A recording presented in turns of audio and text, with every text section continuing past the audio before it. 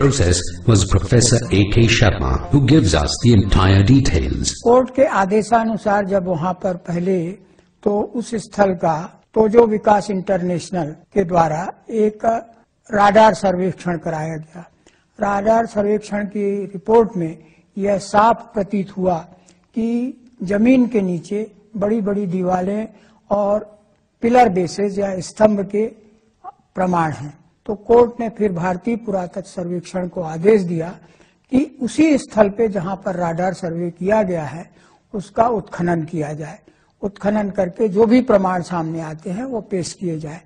तो उत्खनन करने के बाद जो काफी दिनों तक चला, मंदिर होने के वहां एक नहीं 3 स्तर पर 3 मंदिर होने के स्पष्ट प्रमाण मिले।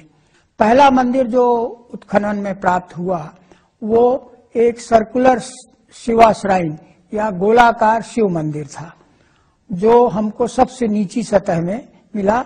और जो कार्बन 14 डेट होती है, जो जिसका परीक्षण वीरवर Sahni institute of palaeobotany Lucknow से कराया गया, उसमें 9वीं शताब्दी का वो मंदिर था। शिव श्राइन के बाद दूसरा जो मंदिर बना, दूसरे मंदिर की दीवार बहुत चौड़ी थी, उसका अब वो चूने से प्लास्टर किया हुआ था और उसके अपना अलग फ्लोर लेवल था। और वो चूने के प्लास्टर बाद के जो दीवारें बनी उसके अंदर से जाता है। इसका प्रमाण है कि बाद का मंदिर बाद में बना। और उस मंदिर के ऊपर वो जब ढह गया तो तीसरा मंदिर बनाया गया।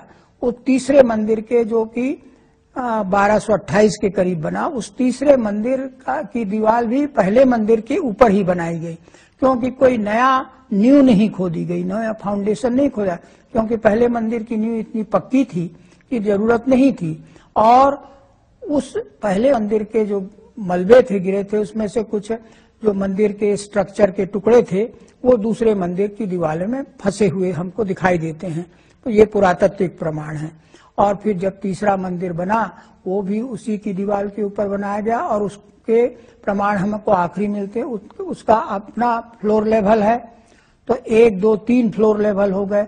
और फिर उसमें हम सबसे पहले हमको पूर्व दिशा की ओर दिखाई देता है कि गरुड़ ध्वज, क्योंकि ये विष्णु मंदिर था तो विष्णु मंदिर में गरुड़ ध्वज होना अनिवार्य है। तो गरुड़ ध्वज के लिए जो खाई खोदी जाती है, गड्ढा, वो गड्ढा मिला है खुदाई में। और गरुड़ ध्वज भी पहले मिल चुका है, जो कि अभी फैजाबाद संग्रहालय में जो कहते हैं एक ही पत्थर का बना हुआ रखा हुआ है। उसके बाद फिर अर्धमंडप है। अर्धमंडप में जो 4 पिलर हैं, 4 स्तंभ हैं, उनकी दूरियां एक दूसरे से बराबर हैं, अर्धमंडप। फिर उसके बाद फिर आता है गर्भगृह। गर्भगृह में तो अभी श्री रामलला बैठे हुए हैं, वही गर्भ, उसकी खुदाई नहीं हुई, लेकिन तो उसके दोनों तरफ हमको 50 स्तंभों के प्रमाण मिले हैं। तो स्तंभों के टूटे टूटे टुकड़े या उसके स्तंभों का पिलर बेस जो है, आधार जो है, वो ज्यों का त्यों मिला है। कुछ में पत्थर ज्यों के तो लगे हैं। और पिलर बेस को वहां बहुत मजबूत बनाने के लिए चारों तरफ आर्थोस्टेट, जिसको अंग्रेजी में कहते, चारों तरफ खड़े पत्थर लगाए गए हैं।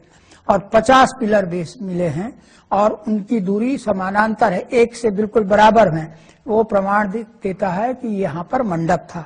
तो ये रचना जो होती है सिर्फ मंदिरों में ही होती है, वो भी उत्तर भारत के मंदिरों में।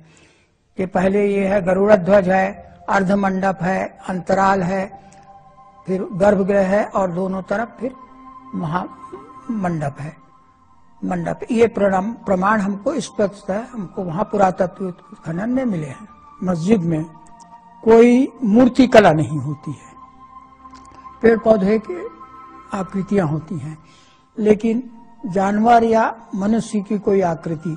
लेकिन यहाँ पर हमको खुदाई में जो प्रमाण मिले हैं उसमें बहुत से प्रचुर मात्रा में पकाई हुई मिट्टियों के खिलौने, देवी देवताओं की मूर्तियां मिली हैं, जो मस्जिद में नहीं होती हैं। मस्जिद में के खम्भों में कोई घट पल्लव नहीं होता है, मकर प्रणाल नहीं होता है।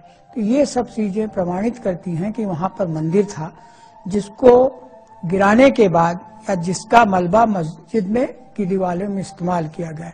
ये सब चीजें हमको मस्जिद की दीवार से मिली हैं, जो दीवारें मस्जिद ढहाए जाने के बाद भी खड़ी हुई थी, बाकी बची थी। उन दीवारों को तोड़ने से फिर ये हमको मिला है। बाबरी मस्जिद बनी वो उसकी अपनी कोई फाउंडेशन या नींव नहीं है। वो जो मंदिर था, मंदिर की दीवार के ऊपर ही उसकी दीवार खड़ी कर दी गई है।